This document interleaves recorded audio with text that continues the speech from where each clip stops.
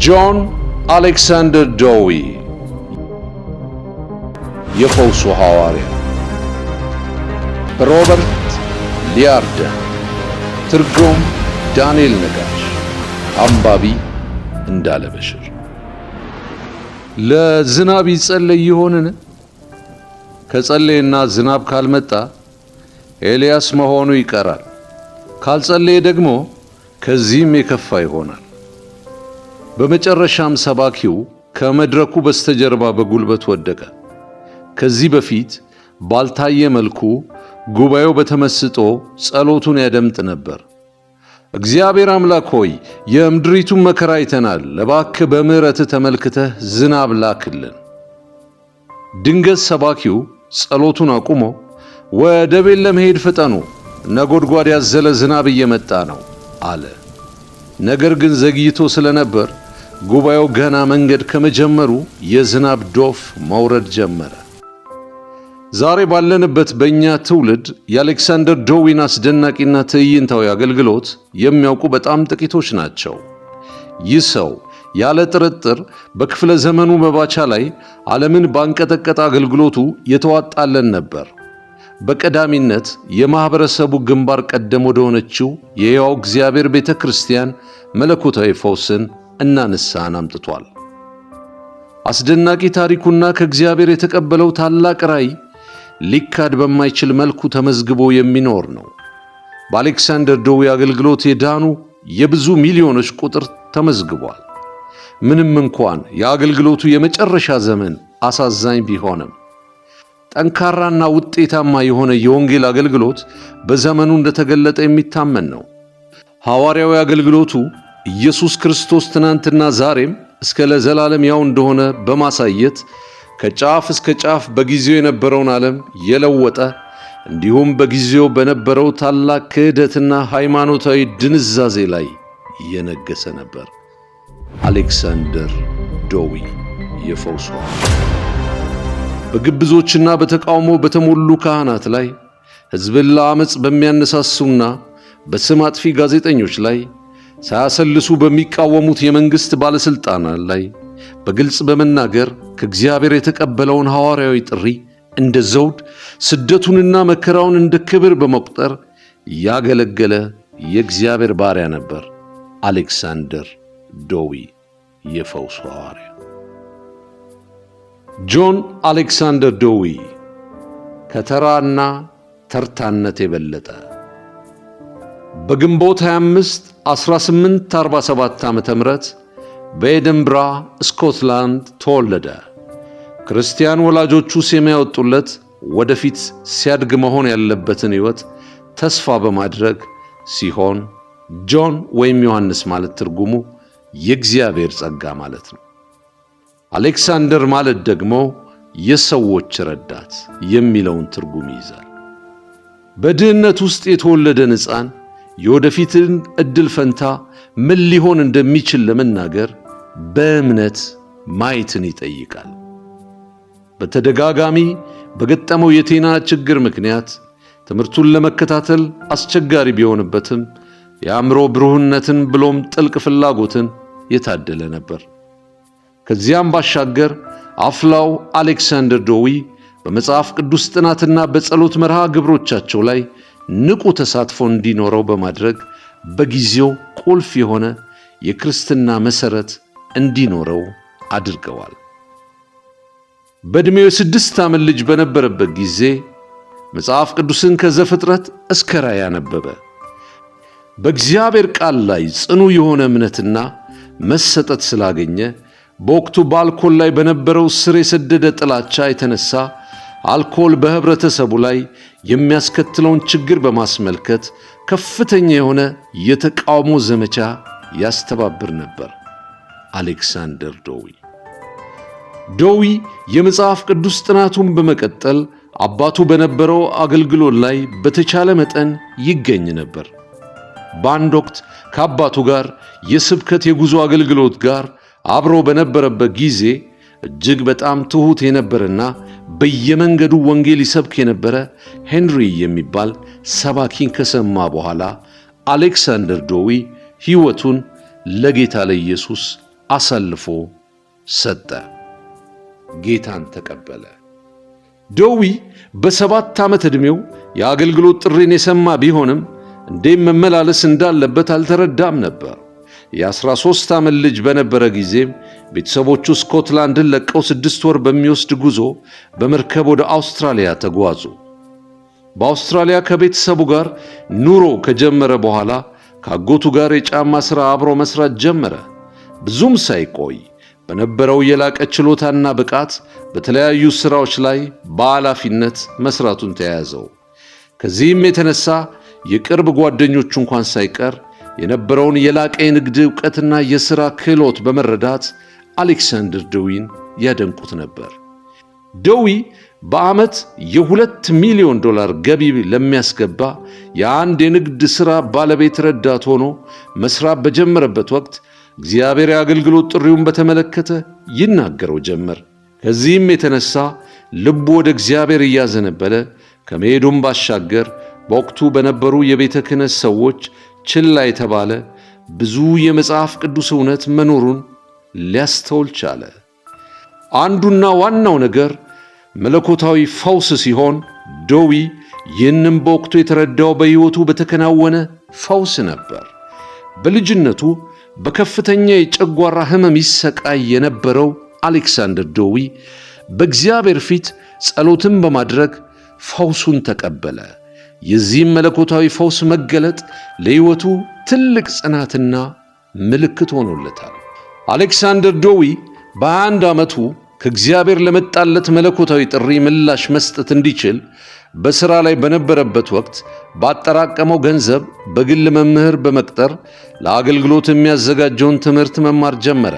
ከ15 ወራት በኋላም ወደ ስኮትላንድ በመመለስ በኤደንብራ ዩኒቨርሲቲ በሥነ መለኮትና በፖለቲካል ሳይንስ የትምህርት ዘርፍ ጥናቱን ቀጠለ።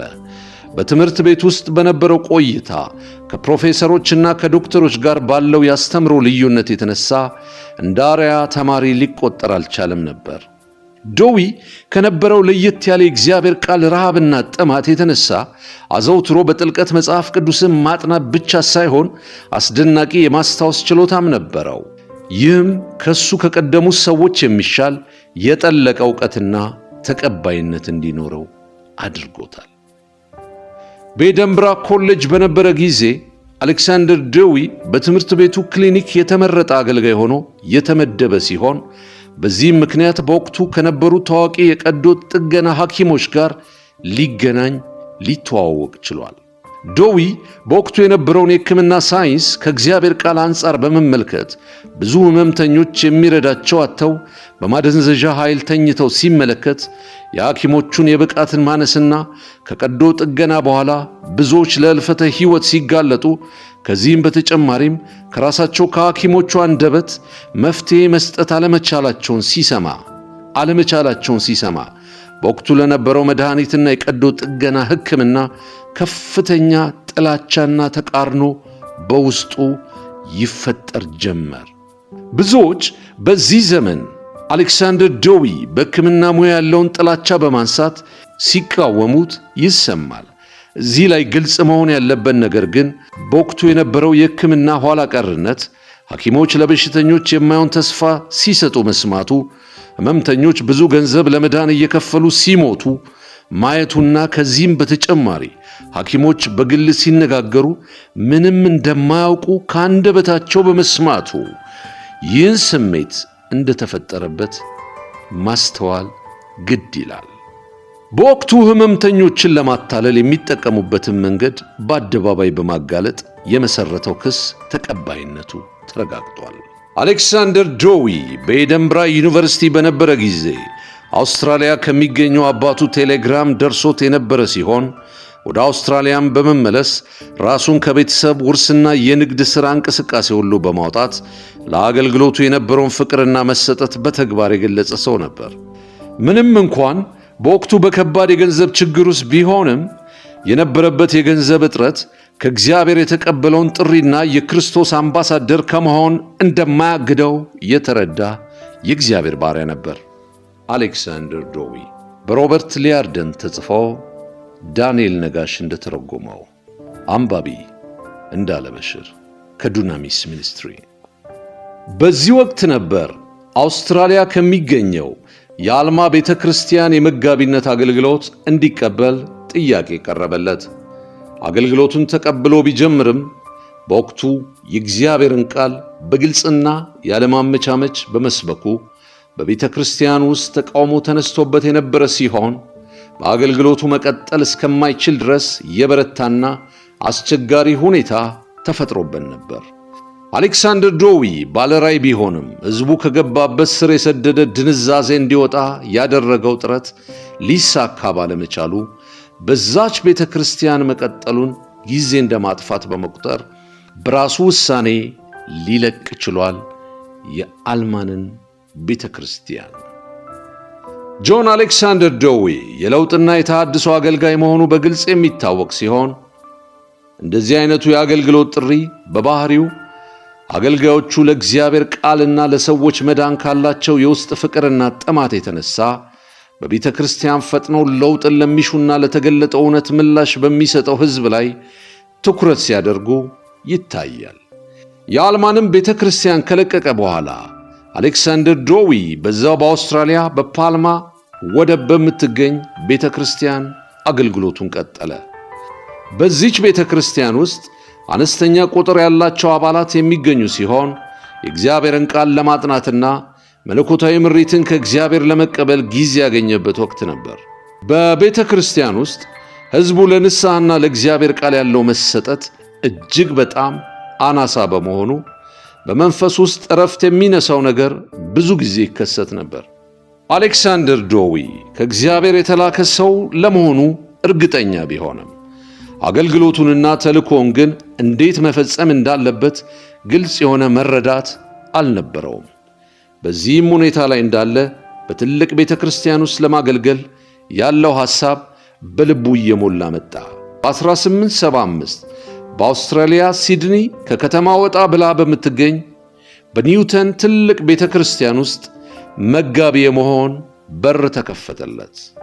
በዚህ ጊዜ ነበር በማያውቀው ሁኔታ ወደዚች ቤተ ክርስቲያን መምጣቱ አስደናቂ በሆነ መልኩ አገልግሎቱ እንዲገለጥና በዓለም አቀፍ ደረጃ ተቀባይነትን እንዲያገኝና አድናቆት እንዲቸረው ያደረገው። ጆን አሌክሳንደር ዶዊ የፈውሱ ሐዋርያ በሮበርት ሊያርደን። ትርጉም ዳንኤል ነጋሽ።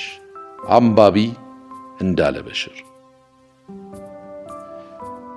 እባክህን ሜሪ ልትሞት ነውና በቶሎ ድረስ። በኒውተን በመጋቢነት በማገልገል ላይ ያለ የጥፋትና የመቅሰፍት ኃይል በክልሉ ላይ በተለይም በኒውተን የከተማ ዳርቻ ላይ አጠላ።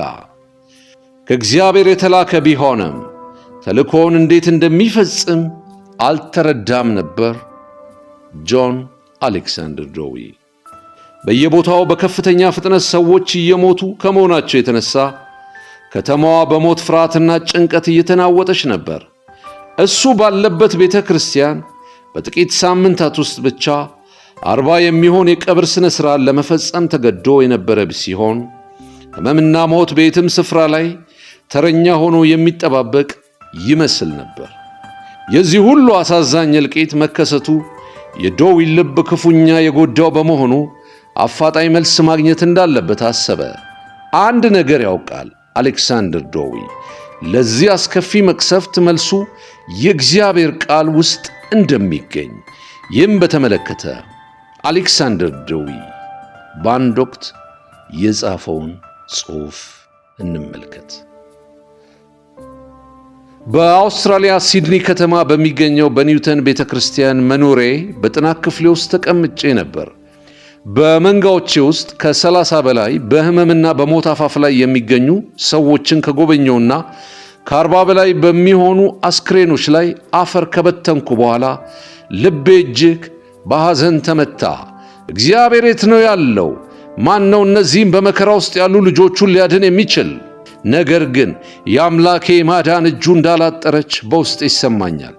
አንዳንድ ጊዜ ድል ነሳሁኝ የሚል የጠላት ፌዝና ቀልድ በጆሮ ያቃጭላል። ከዚህም የተነሳ በሐዘንና በሞት የተጎዱትን በክርስቲያናዊ ተስፋና የማጽናናት ቃል ማበርታት እያቃተኝ እንዲሁም የሕመምና ደዌ አባት የሆነው ሰይጣንና እናት የሆነችውን ኃጢአት እየበከሉና እያጠፉ ስመለከት ውስጤ በሐዘን ይቆስላል።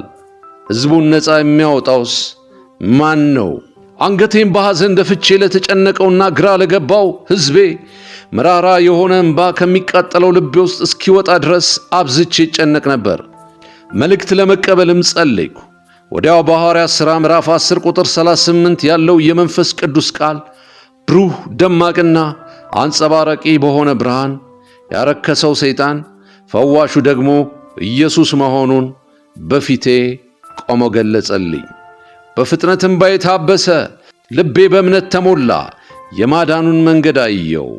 እንደዚህም አልኩ፣ እግዚአብሔር ሆይ በዙሪያ እየሞቱ ላሉት ቃሉን እንድሰብክ ሰይጣን አሁንም እያረከሰ ኢየሱስ ደግሞ እየፈወሰ እንዳለ እንድናገር ዛሬም ኢየሱስ ሕያው እንደሆነ እንድሰብክ እርዳኝ፣ አምላኬ ሆይ እርዳኝ አልኩ።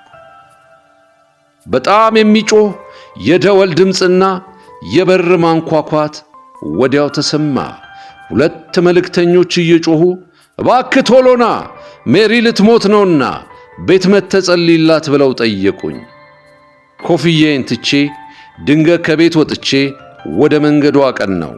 ወደ ሕመምተኛዋ ቤትም ስገባ በሲቃና በጭንቀት ጥርሷን እያፏጨች ከሰይጣን ጋር ግብ ላይ ነበረች። ወደ እሷ በተመለከትኩ ጊዜ ቁጣዬ በኃይል ነደደ። እንግዳ በሆነ መልኩ ድንገት የሆነ ነገር አለፈ። የሚያስፈልገኝ ጦር በእጄ ላይ ነበር። መቼም ቢሆን ከእጄ ላይ አልጥለውም። በጊዜው የነበረው ሐኪም መልካም ክርስቲያን የነበረ ሲሆን በክፍሉ ውስጥ እየተመላለሰ የእግዚአብሔር መንገድ ምስጢራዊ አይደለምን ብሎ ጠየቀኝ። የእግዚአብሔር መንገድ ምስጢራዊ አይደለም፣ ይህ የሰይጣን ሥራ ነው። አሁን የዲያብሎስን ሥራ ሊያፈርስ የመጣውን የኢየሱስን ስም የምጠራበት ጊዜ ነው በማለት መለስኩለት። እንዲህ በማለት ሁኔታውን አሌክሳንደር ዶዊ ይገልጻል። በዶዊ ንግግር ያዘነው ሐኪም ክፍሉን ለቆ ወጣ። አሌክሳንደር ዶዊ ወደ በሽተኛዋ እናት ተጠግቶ ለምን ወደ እሱ እንደላከች ጠየቃት። የእምነት ጸሎት ፈልጋ መሆኑን ከተረዳ በኋላ ወደ ሕመምተኛው አልጋ ተጠግቶ አሌክሳንደር ዶዊ ወደ እግዚአብሔር ጮኸ። ድንገት በሽተኛዋ ጸጥ ብላ ተጋደመች። እናትየውም ልጇ ሞታ እንደሆነ ጠየቀች። ነገር ግን ልጇ በሕይወት እንዳለችና ንዳዱ ለቋት እንደሄደ አሌክሳንደር ዶዊ በእምነት መንፈስ ደስ ተሰኝቶ በድል መንፈስ ነገራት። ትንሽ ቆይቶም ወጣቷ ልጅ በአልጋዋ ላይ ተቀምጣ ምግብ እየበላችና ረጅም ሰዓት በመተኛቷ ይቅርታ እየጠየቀች በጣም ደህና እንደሆነች ተናገረች። በዛ የነበሩትም ጌታን አመሰገኑ። አሌክሳንደር ዶዊም በሌላ ክፍል ታመው ለተገኙት ለወጣቷ ወንድምና እህት ወዳሉበት ሄዶ ጸለየላቸው። ወዲያውም ፈውሳቸውን እነሱም በኢየሱስ ስም ተቀበሉ። ከዚያች ሰዓት ጀምሮ አሌክሳንደር ዶዊ የሚያገለግልበትም ቤተ ክርስቲያን በተመለከተ መቅሰፍቱ ከላያቸው ላይ ተነሳ። ከቤተ ክርስቲያኑ አባል አንድም ሰው በወረርሽኝ ሞቶ አያውቅም ነበር ከዚያ የፈውስ ተአምራት በኋላ። ከዚህም የእግዚአብሔር ጣት መገለጥ የተነሳ የታላቁ የአሌክሳንደር ዶዊ የፈውስ አገልግሎት በመላው ዓለም በስፋት እየታወቀ መጣ። የፈውሱ ሐዋርያ ጆን አሌክሳንደር ዶዊ ሮበርት ሊያርደን እንደጻፈው፣ ዳንኤል ነጋሽ እንደተረጎመው፣ አንባቢ የጌታ ባሪያ እንዳለበሽ።